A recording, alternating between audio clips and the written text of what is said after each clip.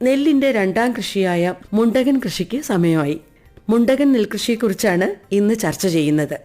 എന്തൊക്കെ കാര്യങ്ങളാണ് അറിഞ്ഞിരിക്കേണ്ടത്, വളപ്രയോഗം എങ്ങനെ, നിലമൊരുക്കൽ എങ്ങനെ, ഇതൊക്കെ നമുക്ക് പറഞ്ഞു തരുന്നത് വെള്ളായണി കാർഷിക കോളേജിലെ centre for agricultural innovation and technology ട്രാൻസ്ഫറിലെ assistant professor doctor Sreelakshmi K. Doctor ശ്രീലക്ഷ്മിയുമായി സംസാരിക്കുന്നത് ഷിബു ജോർജ്. മേഡം, പരിപാടിയിലേക്ക് സ്വാഗതം. നമസ്കാരം. മേഡം, ഈ നെല്ലിൻ്റെ രണ്ടാം കൃഷി എന്ന് പറയുമ്പം ഇതിൻ്റെ സീസൺ ഇപ്പം തന്നെ ആണല്ലേ? അതെ അതെ, മുണ്ടകൻ സീസൺ എന്നാണ് നമ്മൾ സാധാരണ പറയുന്നത്. സെപ്റ്റംബർ, ഒക്ടോബർ മുതൽ ഡിസംബർ, ജാനുവരി ആ ഒരു പീരീഡിലാണ് നമ്മൾ ഈ മുണ്ടകൻ കാലത്ത് നമ്മൾ കൃഷി ചെയ്യുന്നത്. അപ്പോൾ ഇപ്പോൾ പല സ്ഥലങ്ങളിലും ഇപ്പോൾ ഞാറ് നഴ്സറിയിൽ നടുന്ന ഒരു സീസണാണ്. ചില സ്ഥലങ്ങളിൽ അത് പറിച്ച് നടാറായിട്ടുണ്ട്. ഈ ഒരു സീസണിൽ ഇപ്പം മഴ വന്ന് കിട്ടിക്കൊണ്ടിരിക്കുന്ന ഒരു സമയമാണ്. അതായത് ഈ ഒരു 2 ആഴ്ചക്കുള്ളിൽ എല്ലാവരും പാടത്തേക്ക് ഞാറ് നട്ട് കൃഷി തുടങ്ങുന്ന ഒരു സമയമാണ്. അപ്പോൾ ഇതിൽ ഏത് ഇനങ്ങളാണ് ആദ്യമായിട്ട് കർഷകർ ചെയ്യുന്നത്? നമ്മുടെ ഈ മീഡിയം ഡ്യൂറേഷൻ ആണോ അതോ? കൂടുതലും കർഷകർ ചൂസ് ചെയ്യുന്നത് ഉമ നെൽവിത്താണ്. അത് പല സ്ഥലങ്ങളും പല കാലാവസ്ഥ താല്പര്യം അനുസരിച്ച് അത് വ്യത്യാസപ്പെടാം. ചില സ്ഥലങ്ങളിൽ വെള്ള അരിയാണ് താല്പര്യമെങ്കിൽ അക്ഷയ സുപ്രിയ പോലുള്ള ഡ്യൂറേഷൻ കൂടുതലായിട്ടുള്ള നെൽവിത്തിനങ്ങളും ഉപയോഗിക്കുന്നവരുണ്ട്. പ്രധാനമായിട്ടും കർഷകർ കൃഷി ചെയ്യുന്നത് ഉമ, ജ്യോതി തുടങ്ങിയ നെല്ലിനങ്ങളാണ്. പുതിയ നെല്ലിനങ്ങളുണ്ട്. ഇപ്പൊ ഞാൻ നേരത്തെ പറഞ്ഞ പോലെ അക്ഷയ സുപ്രിയ. പ്രത്യേകത എന്ന് പറയുന്നത് വെള്ള അരിയാണ്. കൂടുതൽ പാലക്കാട് ഭാഗങ്ങളിൽ ധാരാളമായി കൃഷി ചെയ്ത് വരുന്നുണ്ട്, ബോർഡറുകളിൽ. പിന്നെ സുപ്രിയ നെൽവിത്തിന്റെ ഒരു പ്രത്യേകത നല്ല ഹൈറ്റ് വരും. അപ്പം വെള്ളം അധികമായി വന്നാലും ചാഞ്ഞ് വീഴാതെ നിൽക്കുന്നു എന്നുള്ളൊരു അതിൻ്റെ ഒരു പ്രത്യേകതയാണ്. അതൊരു ഗുണമാണ്. അധികമായിട്ട് ജലസേചനം വളരെ അധികം കൂടുതലുള്ള സ്ഥലങ്ങളിൽ നമുക്ക് ഉപയോഗിക്കാൻ പറ്റുന്ന ഒന്നാണ് ഈ സുപ്രിയ എന്ന് പറയുന്ന നെൽവിത്ത്. അതുപോലെ തന്നെ പൗർണമി നെൽവിത്തുണ്ട്. അപ്പോൾ ഇതെല്ലാം നല്ല വിളവ് തരുന്ന വിത്തിനങ്ങൾ തന്നെയാണ്. കാർഷിക സർവകലാശാലയുടെ ഇനങ്ങളാണ്. നമ്മുടെ സ്ഥലം ഒരുക്കലൊക്കെ എങ്ങനെയാണ്? ഇതിനെക്കുറിച്ച് ഒന്ന് വിശദീകരിക്കും. ആദ്യം നമ്മൾ സ്ഥലം ഒരുക്കലിനേക്കാളും മുന്നേ പറയേണ്ടത് എത്രത്തോളം നല്ല വിത്താണ് നമ്മൾ സെലക്ട് ചെയ്യുന്നത് അല്ലെങ്കിൽ ഉപയോഗിക്കുന്നത് എന്നുള്ളതിനെ കുറിച്ച് ഡിപ്പെൻഡ് ചെയ്തിരിക്കും. ഇപ്പോൾ നമ്മൾ നോക്കുകയാണെങ്കിൽ ഒരു 80% അങ്കൂരണ ശേഷിയുള്ള വിത്തും നല്ല തുടമുള്ള വിത്തുമായിരിക്കണം കൃഷി ചെയ്യാനായിട്ട് നമ്മൾ ഉപയോഗിക്കേണ്ടത്. അതിൽ നിന്ന് പതിരിനെ സെപ്പറേറ്റ് ചെയ്തെടുത്തിട്ടുള്ള വിത്തുകൾ ആദ്യം നമ്മൾ ചൂസ് ചെയ്യണം. അപ്പോൾ അതിനുശേഷമാണ് നമ്മൾ ഈ നിലം ഒരുക്കുന്നതിലേക്ക് പോകുന്നത്. അപ്പോൾ ഈ വിത്ത് മേഡം പറഞ്ഞ മാതിരി തന്നെ നമ്മൾ ചൂസ് ചെയ്യുമ്പോൾ ജെർമിനേഷൻ ടെസ്റ്റ് ഒക്കെ അതൊക്കെ ചെയ്യാറുണ്ടോ കർഷകർ? ചെയ്യേണ്ടതായിട്ടുണ്ട്. നമ്മൾ എപ്പോഴും സർട്ടിഫൈഡ് ആയിട്ടുള്ള വിത്തുകൾ ചോദിച്ച് നമ്മൾ വാങ്ങാനായിട്ട് ശ്രദ്ധിക്കുക. അങ്കൂർണ ശേഷി നമുക്ക് ടെസ്റ്റ് ചെയ്യാനായിട്ട് നമുക്ക് വീടുകളിൽ തന്നെ സാധിക്കുന്നതാണ്. പിന്നീട് നമുക്ക് ചെയ്യാൻ പറ്റുന്ന ഒന്നെന്ന് പറയുന്നത് ഈ ഉപ്പുവെള്ളത്തിലോ അല്ലെങ്കിൽ ശുദ്ധജലത്തിലോ ഈ വിത്ത് മുക്കി വെക്കുക. സാധാരണ ചെയ്യുന്നത് തന്നെയാണ്. മുക്കി വെച്ചതിന് ശേഷം അതിൻ്റെ മുകളിൽ നിൽക്കുന്ന ഒഴുകി നിൽക്കുന്ന വിത്തുകൾ അല്ലെങ്കിൽ പതിരുകളെല്ലാം സെപ്പറേറ്റ് ചെയ്ത് കളഞ്ഞതിന് ശേഷം ആ വിത്ത് വേണം നമ്മൾ നടാനായിട്ട് ഉപയോഗിക്കേണ്ടത്. അപ്പം ഇതിൽ ഉപ്പുവെള്ളത്തിലാണ് നമ്മൾ ഈ വിത്ത് മുക്കി വെക്കുന്നതെങ്കിൽ നന്നായിട്ട് വാർത്ത് കളഞ്ഞതിന് ശേഷം ശുദ്ധജലത്തിൽ കഴുകിയതിന് ശേഷം ഈ വിത്ത് നടാനായിട്ട്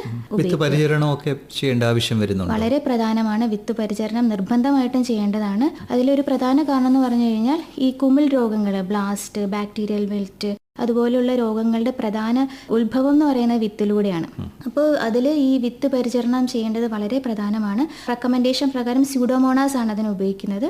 അപ്പോൾ 1 കിലോഗ്രാം വിത്തിന് 10 ഗ്രാം എന്ന രീതിയിൽ സ്യൂഡോമോണാസ് മിക്സ് ചെയ്ത് ഉപയോഗിക്കുകയാണ് സാധാരണ ചെയ്യേണ്ടത്. അപ്പോൾ നമ്മൾ എന്തായാലും നഴ്സറിയിലേക്ക് നടുകയാണെങ്കിലും വിത്ത് മുളപ്പിക്കാൻ വെക്കുന്ന വെള്ളത്തിലേക്ക് ഈ സ്യൂഡോമോണാസ് കലർത്തിയ ശേഷം ഒരു 12 മുതൽ 18 മണിക്കൂർ വരെ വെള്ളത്തിൽ മുക്കിയ ശേഷം അതിനെ ഒന്ന് വാർത്ത് കളയുക. അതിനുശേഷം വിത്ത് മുളപ്പിക്കാൻ വേണ്ടിയിട്ട് ചണച്ചാക്കിൽ കെട്ടിവെക്കുന്ന ഒരു രീതി ഉണ്ടല്ലോ, ആ രീതിയിലൂടെ അത് ചെയ്യാവുന്നതാണ്. അതുപോലെ തന്നെ നമുക്ക് കെമിക്കലുകൾ ഉപയോഗിച്ചിട്ട് വിത്ത് പരിചരണം ചെയ്യാനായിട്ട് സാധിക്കും.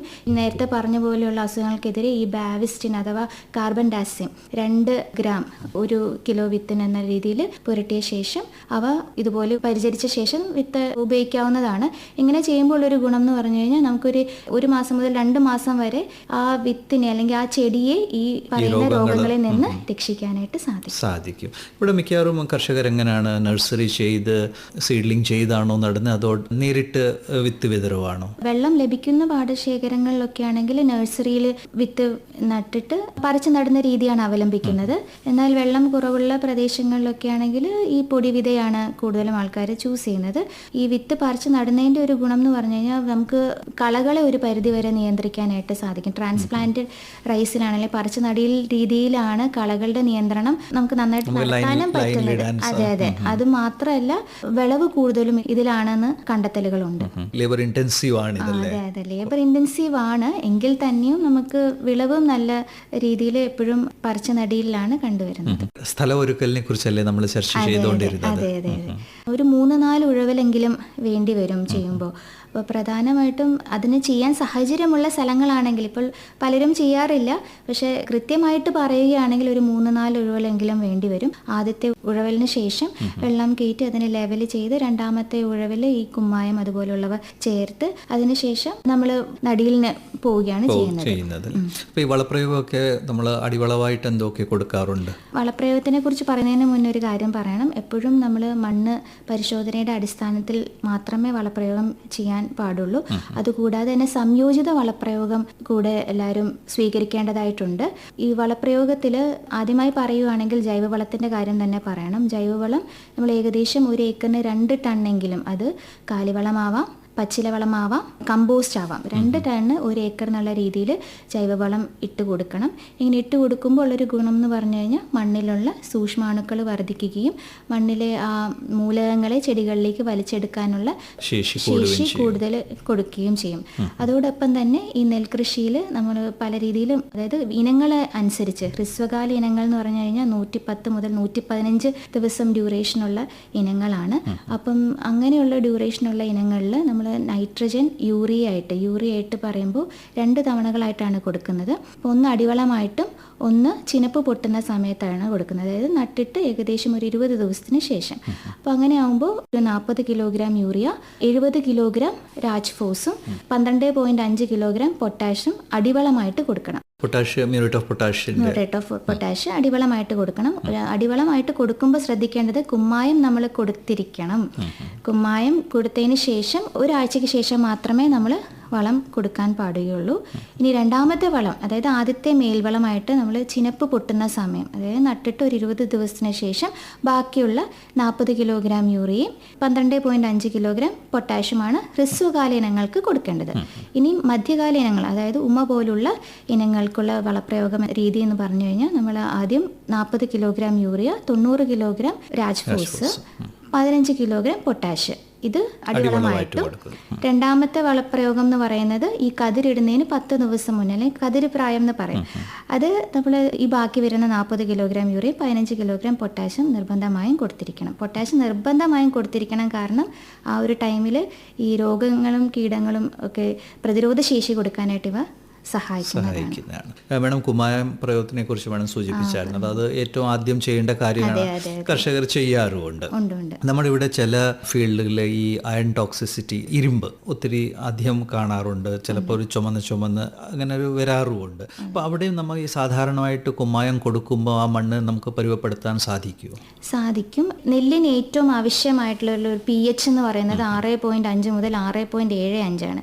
അപ്പോൾ അതിൽ കുറവ് വരുമ്പോൾ എന്തായാലും അതൊരു അമ്ല സ്വഭാവമുള്ള മണ്ണാണ്.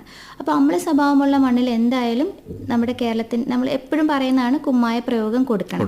അപ്പോൾ നെല്ലിൻ്റെ റെക്കമെൻഡേഷൻ എന്ന് പറയുന്നത് ഏകദേശം 240 കിലോഗ്രാം കുമ്മായം ഒരു ഏക്കറിനാണ്. അപ്പം അതിൽ 2 തവണകളായിട്ട് കൊടുക്കണം. അതായത് 140 കിലോഗ്രാം അവസാനത്തെ ഉഴവലിൻ്റെ കൂടെയും ബാക്കി വരുന്ന 100 കിലോഗ്രാം നട്ട് 1 മാസത്തിന് ശേഷവുമാണ് സാധാരണയായിട്ട് കൊടുക്കുന്നത്.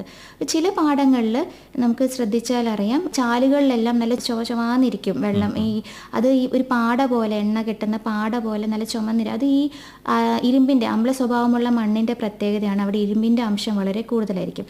അങ്ങനെ കാണുന്ന പാടങ്ങളിൽ ചില സമയങ്ങളിൽ നമ്മൾ നോക്കുകയാണെങ്കിൽ ഈ കുമ്മായ പ്രയോഗം കൊണ്ട് നമുക്ക് ചിലപ്പോൾ ഉദ്ദേശിച്ച ഫലം കൂടുതൽ കിട്ടില്ല. കാരണം എന്താണെന്ന് വെച്ചാൽ നമ്മളത് നെല്ല് പറിച്ച് നോക്കുമ്പോൾ തന്നെ അറിയാൻ പറ്റും, അതിൻ്റെ വേരിൻ്റെ ഒരു കറുത്ത ഒരു കോട്ടിംഗ് പോലെ കാണാം. മാത്രമല്ല ഇലകൾ മുകളിൽ നിന്ന് ചുവന്ന പുള്ളിപ്പുള്ളി, ഒരു ബ്രൗൺ കളറിലുള്ള ഒരു പുള്ളി പോലെ വന്ന് ചെടികൾ മൊത്തം കാണുമ്പോൾ ഒരു മൊത്തത്തിൽ ആ ഫീൽഡ് കാണുമ്പോൾ ഒരു ചുമന്നിരിക്കുന്ന കാണും. ആ ഒരു സമയം, ആ ഒരു ടൈം എന്ന് പറഞ്ഞാൽ എക്സ്ട്രീം സമയമാണ്. ഈ സമയത്ത് ഈ കുമ്മായ പ്രയോഗത്തിൻ്റെ കൂടെ തന്നെ വളങ്ങൾ ഈ ഇലകളിലൂടെ തളിച്ചു കൊടുക്കുകയും കൂടെ ചെയ്താൽ നമുക്കതിനെ ഉയർത്തിയെടുക്കാനായിട്ട് സാധിക്കും. നൈട്രോജൻ, യൂറിയ കൊടുക്കാം. അതുപോലെ തന്നെ സമ്പൂർണ്ണ KU സമ്പൂർണ്ണ മൾട്ടിമിക്സ് ഉണ്ട്. അതിൽ ഈ പറയുന്ന സൂക്ഷ്മ മൂലകങ്ങൾ അടങ്ങിയിട്ടുള്ള നെല്ലിന് വേണ്ടിയിട്ടുള്ള സമ്പൂർണ്ണ നെല്ല് അത് 10 ഗ്രാം 1 ലിറ്റർ എന്നുള്ള രീതിയിൽ തളിച്ചു കൊടുത്താൽ വളരെ ഫലപ്രദമായിട്ട് നെല്ല് റിക്കവർ ആയിട്ട്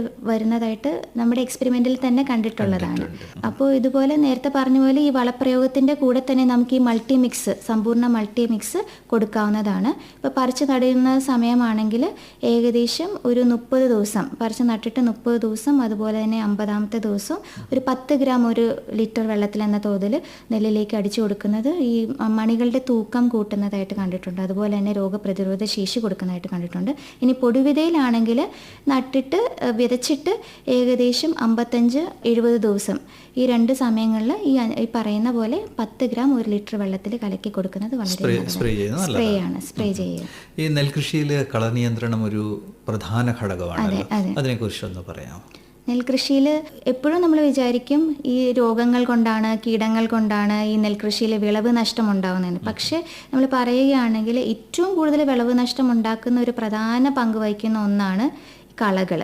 അപ്പോൾ ഈ കളകളെ നമ്മൾ കൺട്രോൾ ചെയ്യണം. അതിനൊരു ക്രിട്ടിക്കൽ പീരീഡ് എന്ന് പറയുന്നൊരു സമയമുണ്ട്. അതായത് നട്ട് അല്ലെങ്കിൽ വിതച്ചതിന് ശേഷം ഒരു 45 ദിവസം വിതച്ച് 45 അല്ലെങ്കിൽ നട്ട് ഒരു 25 ദിവസത്തിനുള്ളിൽ തന്നെ കളകൾ ഇല്ലാത്ത രീതിയിൽ ചെടികളെ കൊണ്ടുപോകണം. ആ സമയത്ത് കളകൾ ഇല്ലാത്ത രീതിയിൽ കൊണ്ടുപോകണം. അല്ലെങ്കിൽ എന്താണെന്ന് വെച്ചാൽ അത് വിളവിനെ സാരമായി തന്നെ ബാധിക്കും. ഏകദേശം 45-60% വിളവ് നഷ്ടം ഈ കളകൾ മൂലം വരുന്ന സമയത്ത് അതിന് കളകൾ വന്ന ഒരു കോമ്പറ്റീഷൻ പോലെ ആവും. അപ്പോൾ ആ സമയത്ത് നമ്മൾ കൃത്യമായിട്ട് തന്നെ കളകളെ നിയന്ത്രിച്ചിരിക്കണം. ഇതിനുവേണ്ടി കളനാശിനി ഉപയോഗിക്കാറുണ്ട്. അവിടെയും നമ്മൾ ഈ പറയുന്ന പോലെ എപ്പോഴും സംയോജിതമായ കളനാശിനി തന്നെ വേണം. പറിച്ചു കളയാൻ സാധിക്കുന്ന സമയങ്ങളിൽ അത് ചെയ്യുക. അല്ലെങ്കിൽ മെക്കാനിക്കൽ മെഷേഴ്സ് എന്തെങ്കിലും ഉപയോഗിക്കാൻ സാധിക്കുമെങ്കിൽ അത് ചെയ്യുക. കോണോവീഡർ ഉപയോഗിക്കുക. ഇല്ലെങ്കിൽ ഈ പറയുന്ന പോലെ കളനാശിനി, ഇപ്പം എല്ലാവരും കളനാശിനിയാണ് ഉപയോഗിക്കുന്നത്. പ്രീ എമർജൻ, അതായത് മുളച്ചു വരുന്നതിന് മുൻപേ കൊടുക്കുന്നത്. നട്ടതിന് ശേഷം ഒരു 6 ദിവസത്തിനുള്ളിൽ കൊടുക്കാവുന്ന കളനാശിനികളുണ്ട്. അത് മാത്രമല്ല 15 മുതൽ 25 ദിവസത്തിനുള്ളിൽ കൊടുക്കാൻ പറ്റുന്ന ബ്രോഡ് സ്പെക്ട്രം കൺട്രോൾ തരുന്ന ധാരാളം കളനാശിനികളുണ്ട്. റെഡി ടു മിക്സ് എന്നൊക്കെ പറയും. അതായത് 2 കോമ്പിനേഷനുള്ള കളനാശിനികളൊക്കെ ലഭ്യമാണ്. അതൊക്കെ കൊടുക്കാവുന്നതാണ്. ഒന്ന് സൂക്ഷിച്ച് ഉപയോഗിക്കുന്നത് നല്ലതായി. അതെ അതെ, തീർച്ചയായും. അത് ആ സമയത്തിന് ശേഷം നമ്മൾ കൊടുത്തു കഴിഞ്ഞാൽ പറയില്ലേ ഒരു ഗുണവും ഉണ്ടാവില്ല. നമ്മുടെ കയ്യിലെ കാശ് നഷ്ടം എന്നല്ലാതെ യാതൊരു ഗുണവും ഉണ്ടാവില്ല. ക്രിട്ടിക്കൽ സമയത്തിൽ കള കാണരുത്. അത് കഴിഞ്ഞിട്ട് പിന്നെ നമുക്ക് യൂസ് ചെയ്തിട്ട് പിന്നെ പ്രയോജനമില്ല. ഈ കാര്യങ്ങളെല്ലാം നല്ലപോലെ കർഷകർ സൂക്ഷിച്ചാൽ, ഒന്ന് ശ്രദ്ധയോടെ നെൽകൃഷി ചെയ്താൽ നല്ല വിളവ് ഇവിടെ കിട്ടാറുണ്ടോ? ഉറപ്പായിട്ടും, തീർച്ചയായിട്ടും. ഒരു വിളവിൻ്റെ അടിസ്ഥാനം എന്ന് പറയുന്നത് നുരികളുടെ എണ്ണമാണ്. ആ പ്രധാന അടിസ്ഥാനം നുരികളുടെ എണ്ണം. അപ്പോൾ ഈ നുരികളുടെ എണ്ണത്തിൽ എന്താണ്, നുരികളിൽ വരുന്ന കതിരുകളുടെ എണ്ണം, കതിരുകളിൽ വരുന്ന മണികളുടെ തൂക്കം, മണികളുടെ എണ്ണം, ഇവയെല്ലാം ഈ വിളവിനെ സാരമായിട്ട് സഹായിക്കുന്ന അല്ലെങ്കിൽ ബാധിക്കുന്നതെന്ന് പറയാൻ പറ്റില്ല, സാരമായിട്ട് റിസൾട്ടാണ്. അതെ അതെ.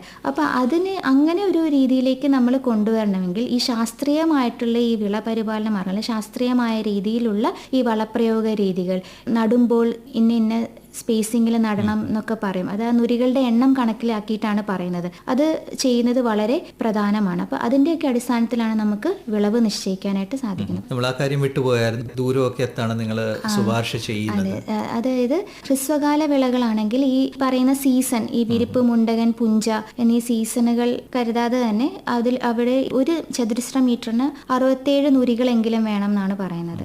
അതുപോലെ തന്നെ മധ്യകാല വിളകളാണെങ്കിൽ മുണ്ടകൻ സീസണിൽ 30, പുഞ്ച സീസണിൽ 50 നുരികൾ ഒരു ചതുരശ്ര മീറ്ററിൽ വേണമെന്ന് പറയും. ഇതിൻ്റെ അടിസ്ഥാനം എന്താണെന്ന് വെച്ച് കഴിഞ്ഞാൽ ഈ നുരികളെല്ലാം അടുപ്പിച്ചടുപ്പിച്ച് വരുമ്പോൾ അതിൻ്റെ വേരുകൾ തമ്മിൽ ഒരു കോമ്പറ്റീഷൻ ഉണ്ടാവും.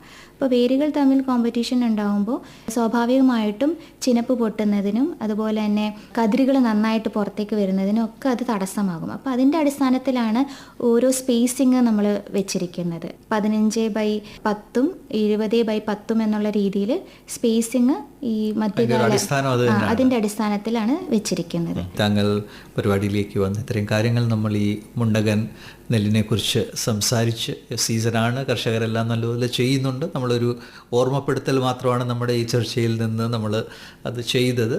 ഇത്രയും സമയം നമ്മോടൊപ്പം ചെലവഴിച്ച് വളരെ നന്ദി.